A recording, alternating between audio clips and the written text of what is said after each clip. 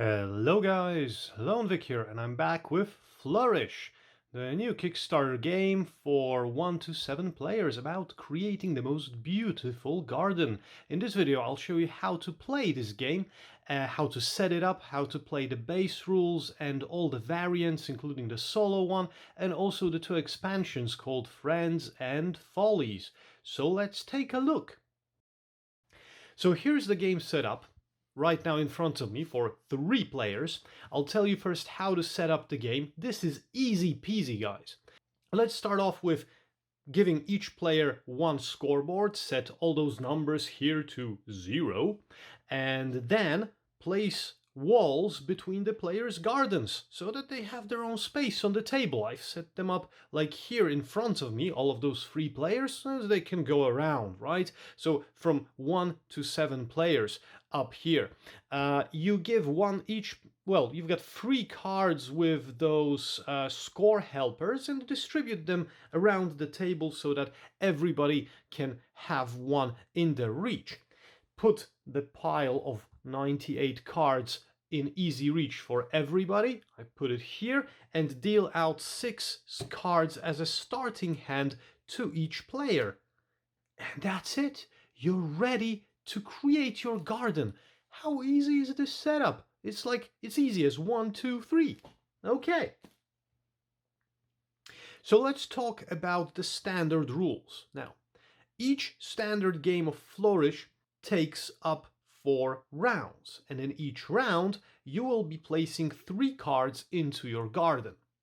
How you do that is you take your hand of cards, you take a look at those 6 cards you've got, take a look how beautiful they are. You've got plants here, so many plants. You've got some, as you can see, benches or something like that. You've got a hive here with bees and some other plants and everything. So you take, out of those 6 cards, you take 1 card, you don't show it to anybody, you put it face down in your garden, and then you select 2 cards which you give to the other players on your left and on your right. So 1 card goes to the player on the right and 1 card goes to the player on the left, and everybody does the same. So this player did it already. Now this player chooses 1 card to leave, let's say this one, and he passes on 1 to the player on the left and 1 to the player on his right, and he keeps 3. And this player also chooses 1 card out of his hand and passes on 1 to the player on the left and 1 on the right and 1 to the player on the left. So at the end of a turn, everybody has 1 card face down which they add to the garden. As you can see, they should have 3 cards left in their hand and they should have passed 2 cards to their neighbors, 1 on the left, 1 on the right. So if you're playing a 2-player game, you pass both of those cards to your neighbor, right? No matter which side he's sitting on. And after everybody has done that, you reveal the card that you've played into your garden. You collect the 2 cards that you've got from your neighbors, and you draw 1 card from the pile to have a total of 6 again. And then you rinse and repeat this 2 more times until you have 3 cards in a row in your garden, and that's when the round ends, and that's when you score the round.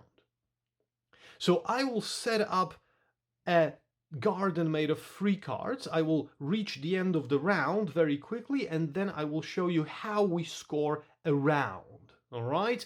Bear with me, please. Okay, we're back. So as you can see, each player has 3 cards in their garden right now. I've set them up like this so that you can see everything on the camera. You can easily set them out in a row because in the consecutive rounds you'll be adding new rows and scoring them, right? So Each player has 3 cards in their garden, 6 cards in their hand after passing and drawing additional ones, and this is where the round ends. And when the round ends, you score those conditions in the top left corner of your card. And you score those conditions based on what your neighbors have in their gardens and what you have in your gardens, depending on what the icons are. So let's take a look. Here you have 2 points per rose in either neighbor's garden. So I would be able to choose one or the other neighbor and score 2 points per every rose they have. And the symbols of the roses are the ones that are on the left of those cards. So this guy has only 1 rose in his garden, but this one has 5. So this is crazy. I've scored 10 points right now because of this. And I take my scoreboard and there you go, 10 points for the roses. Then I can take a look at this, for example, and this says that I'll get 6 points if I have equal or the most of those plant symbols than either one of my neighbors. And since none of my neighbors have this symbol and I have one, because you have to have at least one to be able to score this, I get 6. There you go. So 2, 3, 4, 5, 16 points. And I have no more end of round conditions here. This guy, for example, has 2 points per this blue flower in either neighbor's garden, and this is the only neighbor that has one, so he will get 2 points only. That's a measly 2 points. Okay, and he's got a condition here, 1 point for every this purple flower in his own garden. 1, 2, 3, 4, that's 4 points. 2 plus 4 gives you 6.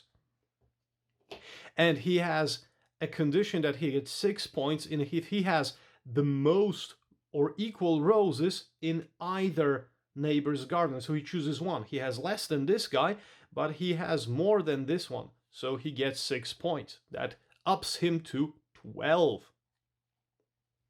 Now, sometimes when you have those symbols, those heads, this means that the condition refers to your neighbors. If you have this vertical line between them, it's either neighbor. So you choose one against which you score. There can be an and symbol here. That means that both of those neighbors refer to that condition, right? So here I would be able to choose which neighbor scores me those 6 points. And here I've got 1 point per rose, so this guy gets 5 points for 5 roses here. 1, 2, 3, 4, 5.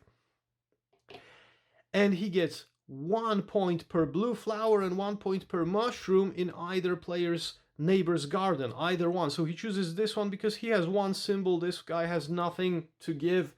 Sorry, so it's 1. So after the first round, 6, 16, 12. And that's the end of round scoring. Now, after this, you play the second round, identical rules, and you score only the new cards end of round goals. So those are obsolete after the first round. So you add 3 new cards to your garden, you score end of round for those. Then you play a third round, you do the same. And at the end of the third round, what you do is that you take the 2 cards that your neighbors gave you, but you don't draw a new one from the deck. So you end up with a hand of 5. And the fourth round, you place only 3 cards instantly in your gardens. Each player places 3 cards automatically and discards the other 2 from their hand and reveals them. And then scoring the end of the round for those 3 new cards. And then we go to the end game scoring. And that's where the game ends. So each turn is played simultaneously, each scoring takes place kind of simultaneously, and after 4 rounds, the game ends and we're done. So now I will skip ahead a moment. I will show you a totally built up garden with 12 cards and the neighbors as well, and I'll show you how to score end game. Those end game conditions are the ones in the lower right corner of those cards, and we'll take a look at those in a moment. Stay tuned. Okay, guys, so I've set up only one garden for this setup, but I will refer to my neighbors as if they had some icons or not, just to give you an example of what's happening, right? In this case. And how this scoring goes right now is that you, at the end of the game, after you've scored the last newly added row after the fourth round for your end of round goals, those cards have none. Sorry about that. You end the game and you score those bottom right corner conditions. And let's take a look at those. Here, for example, you get 4 points for each path symbol in your garden with this blue flower in the corner. So you take a look at all your cards and see if you have here, you see those gray symbols? You should have a path with this blue flower. I have none. So sorry about that. No points for this. This card gives me, for example, 3 points per bridge icon. And I have only one in my garden, so I get 3 additional points. This one has 1 point per green or blue flower, and I have to choose either one. So I have 1, 2 green symbols, but I have 1, 2, 3, 4, 5 blue symbols. So I obviously will choose the blue ones, and I will add myself 5 points for this. Here I score green or those mushrooms, as here, so either one of those. And I have 2 greens, as I've established earlier, only 1 mushroom, so I will take 2 points for the greens, obviously. Now here I score 1 point for any gray symbol.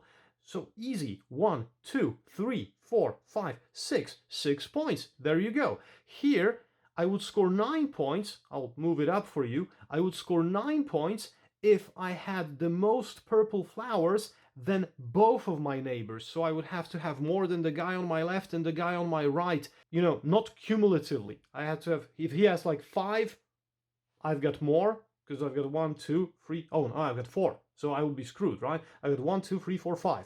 Yeah, okay, I've got 1, 2, 3, 4, 5. So if he has 5, then I'm good, because it's more or equal. So I'm good, and if he has like 4, for example, like right now, then it's good, I get 9 points, right? Here I get 9 points if I have 3 paths in my garden. I have none, as you can see, so I don't get this. And this gives me 9 points if I have more mushrooms, those brown ones, than both of my neighbors. So I would have to compare in this regard. And that's it. After everybody scores, you add the scores to the scoreboard, and the winner is the guy who has the most beautiful garden, you know, most points, the best gardener ever, and that's it. This is the standard version of the game. Now, in a 2-player game, the only difference is that you pass those 2 cards to one person instead of splitting them, you know, one to the left and one to the right, because there is nobody on your left and right. There is only a person on your left or your right. But apart from that, everything stays the same, exactly the same. Now, in a moment, I will refresh the view a bit and I will tell you about the other modes of this game. So there will be the Compost mode, there will be the solo mode, and also something called the Garden Show variant. So please stay tuned for just a moment more. Okay, guys, so I've reset the board, as you can see, to the Starling Games status quo. I should reset the points to 0 as well, right? So we're still with 3 players, and let's talk about the Garden Show variant. Now, the Garden Show variant is played exactly the same as the normal one. The rules are exactly the same, with the one difference that each player gets 3 ribbons. They draw 3 ribbons at random from all the available ones, and the only snag is that if you draw a ribbon that has an identical symbol to one that you already have, you have to draw a new one. So you have to have 3 ribbons with different symbols, right? And you keep them face up during your play on your table, and you play as usual, but you play 3 full games in this variant. So you play 4 rounds, you score each round, then you do the final scoring, and then you play another game and another game, 3 whole games. And during those games, at the end of every game, not every round, but every game, you can score those ribbons. And those ribbons get you 7 points. If you have the most symbols of this type shown on your ribbon than any of your neighbors at the end of any game. So for example, in one game you can score 3 of those ribbons and flip them over and get those 21 points if you're clever enough, but then you don't score anything more. You don't care about those ribbons anymore, right? And those are like extra points and an extra element of tactic that you have to watch out for during the game. And that's it. There is nothing more here. This is the Garden Show variant. Now, there is also something called a Compost variant here in this game, and this is a variant for people who want to cycle more cards from the deck, right? From this composition of cards that we have here. And what you do with the Compost variant is that after you place one of your cards, I'll take those ribbons out, and so you've got your hand of 6. After you place one card and give one to every of your neighbors, you can decide that you want to discard one card, and this is optional. You can do it, but you don't have to. You can discard one card and draw 2 new ones in this case, so that you will get 2 from your neighbors, right? And you will draw 2 up to a hand of 6. So the Compost variant allows you to shuffle this deck a bit more and add maybe a bit of more variation to the gameplay. And this is it. And now I will reset the table yet again, and I will skip this automatically thanks to the magic of post-production, and I will show you how the solo variant looks like. Okay, so here we are, guys. We're back. We're set up for a solo game. How excited are you? Because I am, to explain to you how this goes. So you set this game up as for a 2-player game, but you set up yours normally with your 6 cards as a starting hand. You put the deck here, but here you put the solo player called MacGregor, and he gets 12 cards. There you go. And you put them on the far side of his scoring board, just not to mix them up, right? And you play your turn as normal.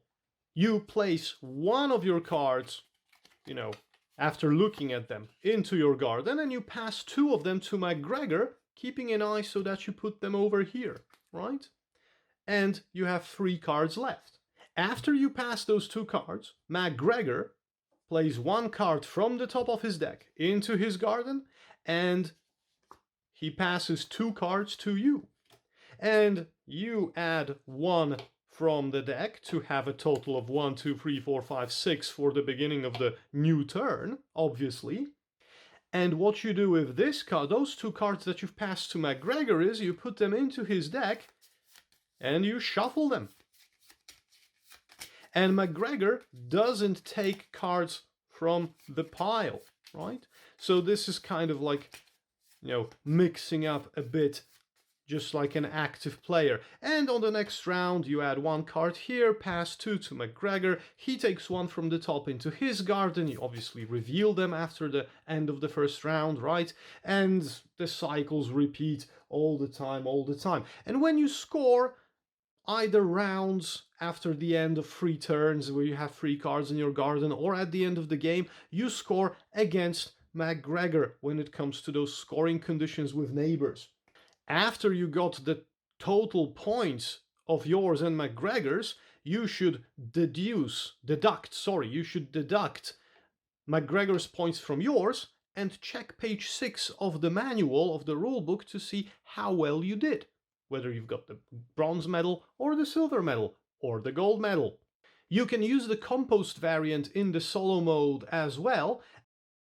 And I forgot to mention one thing. This game can be played also cooperatively, where you can also use the Compost variant, but not the Garden Show variant, because, well, scoring those ribbons is a bit pointless in this way.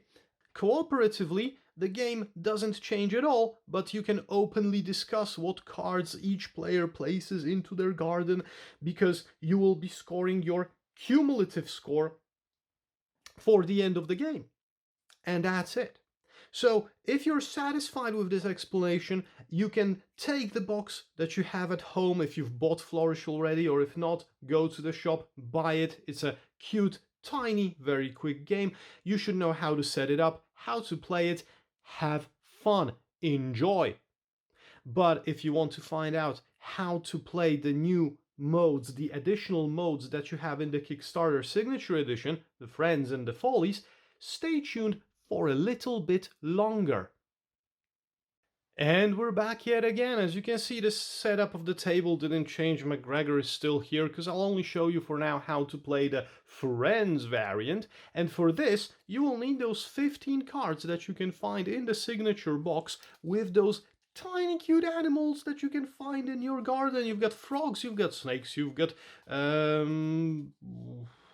dogs and horses and butterflies, and I forgot what this ladybug, that's the word I forgot. There you go. You shuffle those, give each player 2 of those cards. If you're playing a solo game, give yourself 2. Don't give McGregor any, he doesn't need friends.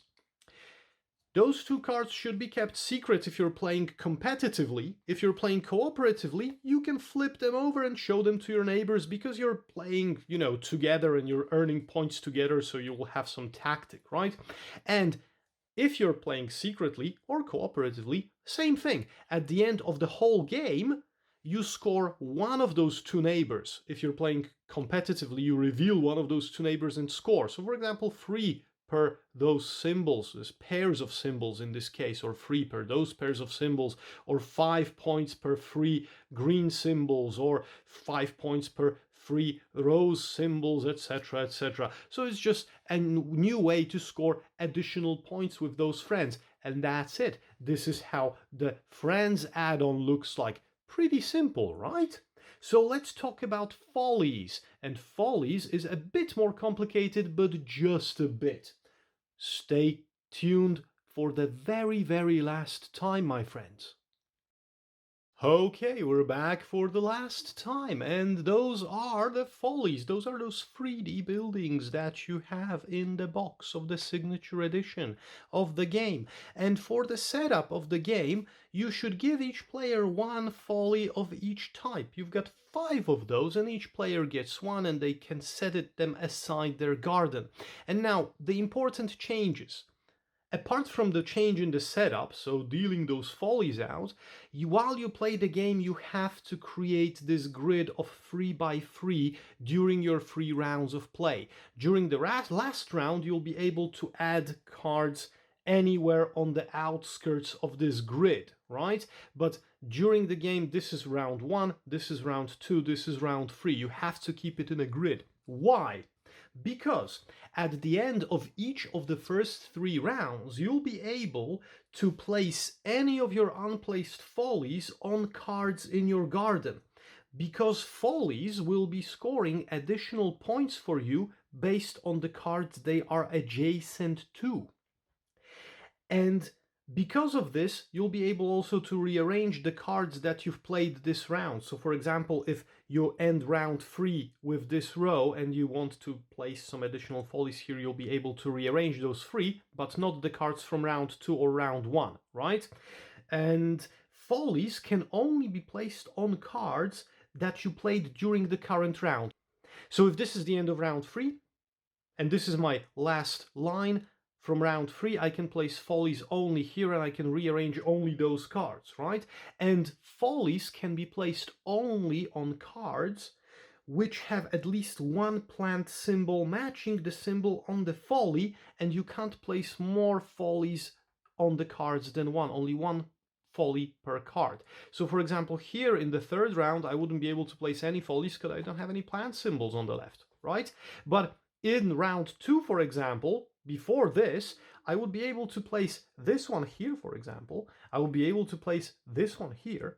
And in round 1, if I would retract my steps, those follies are legally placed, right? And then round 4 is played, and from those 5 cards that you get, you place 3 cards somewhere on the outskirts, discards the 2, and that's it. The only other thing that I can mention is that if you're playing a solo game with McGregor, he doesn't get any follies in any ways. And how do you score those follies, you may ask? So let's stick with this. Let's not add the 4th round cards. Let's stick with this. I'll tell you how to score those follies. So each folly in your garden at the end of the game is worth 2 points. 2 points for each symbol matching its type on the card it was placed on, and on each adjacent card, not diagonals. So this one would be worth 2, 4, 6, 8, 10 points for this folly. This one would be worth 2, 4, because only the shrooms are there. This one would be worth 2. This one would be worth only 2, because there are no more neighboring blue symbols. You get -5 points. Whoops, sorry, I got double the rose folly. One moment. This is the last folly, the green one. Okay, so at the end of the game, you get -5 points for any follies that you didn't manage to put into your garden, right? And what else happens here? Each card adjacent to a folly that doesn't have any symbols is worth 3 points. So like walls, lawns, and features will give you 3 points each, right? So for example, this card would get those 10 points for those, and it would get 1, 2, 3, 4, 5, 6. This folly, sorry, would get 1, 2, 3, 4, 5, 6 additionally for those empty cards. This one would get 1, 2, 3, 4 for those symbols, and would get 3 for this empty card as well. So they are scored multiple times, right? And that's basically it. So those follies can skyrocket your score at the end of the game very easily if you place them strategically and if you use all of them optimally, if there is a possibility, right? Then this is how it goes. Okay, phew, now you know everything. So you know how to set up the game, you know how to play a standard game, you know about the Compost variant, you know about the garden show, garden show variant, you know how to play the solo variant with McGregor, you know about friends, you know about follies, you know that you can play this game cooperatively, you know that you can play this game as a versus game. You know everything. This was Flourish. My name was Lone Vic. If you have any questions, take a look at the comments, type something in. I'm trying to answer everything when it comes to those games that I'm discussing. If you like the video, give me a like, hit the subscribe button below the video, click the notification bell. You'll find out about more videos that I'm making with reviews and how to plays and unboxings of some cool games that I'm getting in the post from my friendly postman. And for now, this is it. Thank you very much. Thanks for watching. I hope you'll enjoy this game and have a lot of fun with it, because it looks pretty nice, you have to say, right? Have a good night. Bye bye. Bye bye.